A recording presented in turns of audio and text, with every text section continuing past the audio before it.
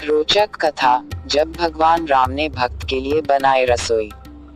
बहुत साल पहले की बात है। एक आलसी लेकिन भोला भाला युवक था आनंद। दिन भर कोई काम नहीं करता, बस खाता ही रहता और सोए रहता। घर वालों ने कहा, चलो जाओ, निकलो घर से, कोई काम धाम करते नहीं हो, बस पड़े रहते हो। वह घर से निकलकर यूं ही भटकते हुए एक आश्रम पहुंचा। वहां उसने देखा कि एक गुरुजी हैं, उनके शिष्य कोई काम नहीं करते, बस मंदिर की पूजा करते हैं। उसने मन में सोचा, यह भैया है, कोई काम धाम नहीं, बस पूजा ही तो करना है। गुरुजी के पास जाकर पूछा, क्या मैं यहाँ रह सकता हूँ? गुरुजी बोले, हाँ हाँ, क्यों नहीं, लेकिन मैं कोई काम नहीं कर सकता हूँ। गुरुजी, कोई काम नहीं करना है, बस पूजा करना होगी। आनंद, ठीक है, वह तो मैं कर लूंगा। अब आनंद महाराज आश्रम में रहने लगे। ना कोई काम ना कोई धाम, बस सारा दिन खाते रहो और प्रभु भक्ति में भजन गाते रहो।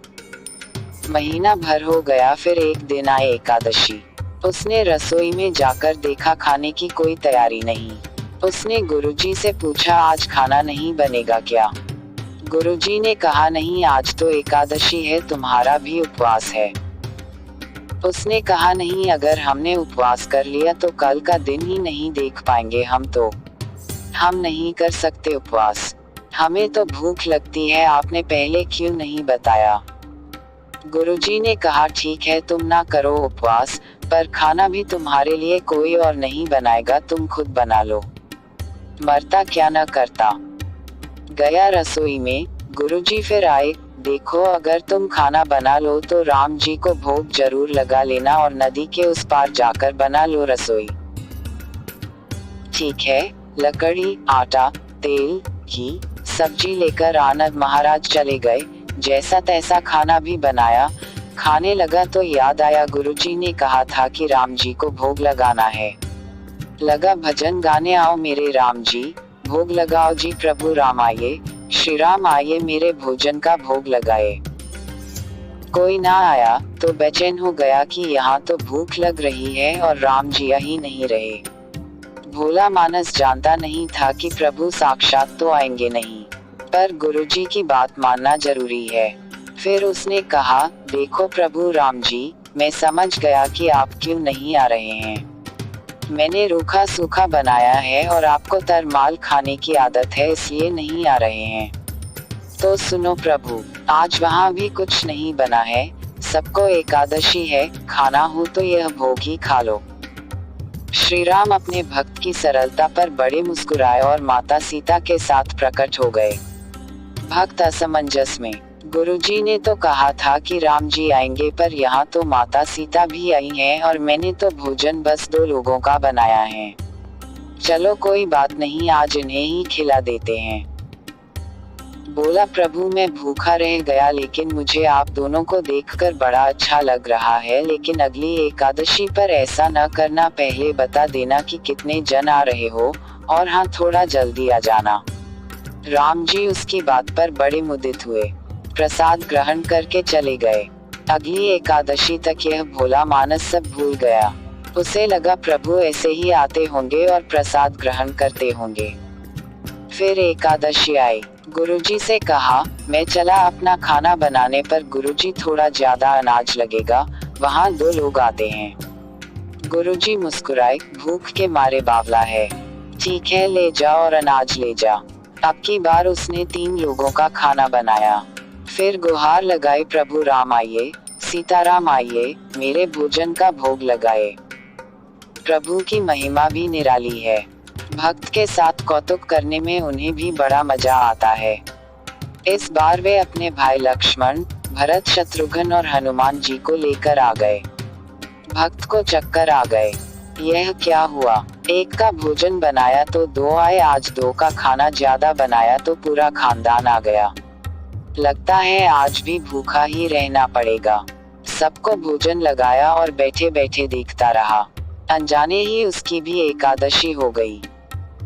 फिर अगली एकादशी आने से पहले गुरुजी से कहा, गुरुजी, ये आपके प्रभु राम जी अकेले क्यों नहीं आते? हर बार कितने सारे लोग ले आते हैं। इस बार अनाज ज्यादा देना। गुरुजी को लगा कहीं यह अनाज बेचता तो नहीं है, देखना पड़ेगा जाकर। भंडार में कहा इसे जितना अनाज चाहिए दे दो और छुपकर उसे देखने चल पड़े।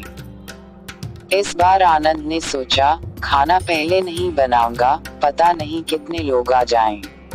पहले बुला लेता हूँ फिर बनाता हूँ। फिर टेर लगाए प्रभु राम आइए, श्री राम आइए, मेरे भोजन का भोग लगाए। सारा राम दरबार मौजूद। इस बार तो हनुमान जी भी साथ आए, लेकिन यह क्या प्रसाद तो तैयार ही नहीं है। भक्त ठहरा भोला भाला, बोला प्रभु इस बार मैंने खाना नहीं बनाया। प्रभु ने पूछा क्यों? बोला मुझे मिलेगा तो है नहीं, फिर क्या फायदा बनाने का, आप ही बना लो और खुद ही खा लो। राम जी मुस्कुराए, सीता माता भी गदगद हो गई उसके मासूम जवाब से। लक्ष्मण जी बोले क्या करें प्रभु? प्रभु बोले भक्त की इच्छा है पूरी तो करनी पड़ेगी, चलो लग जाओ काम से।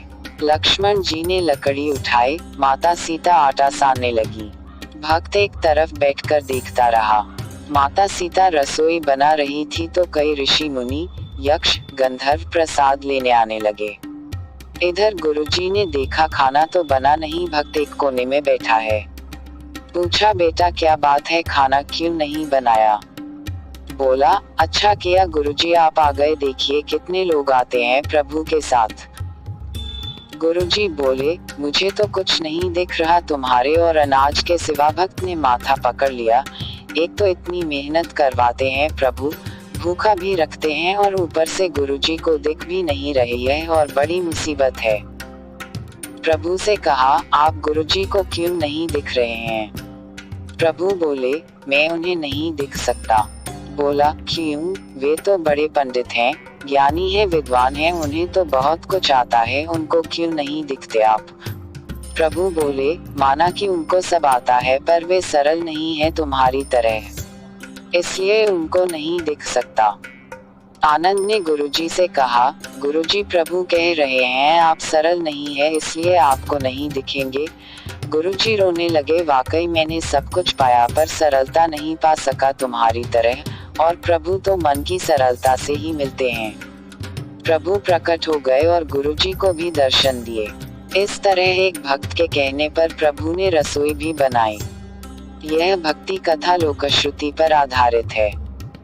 अगर यह भक्ति स्टोरी पढ़ने और सुनने में अच्छी लगी हो तो हमारे YouTube channel Raju story boy 1 को सब्सक्राइब एंड शेयर जरूर करें ताकि और दूसरों को भी ज्ञान की प्राप्ति हो। अगर हमसे कोई गलती हुई हो तो क्षमा कीजिएगा। धन्यवाद।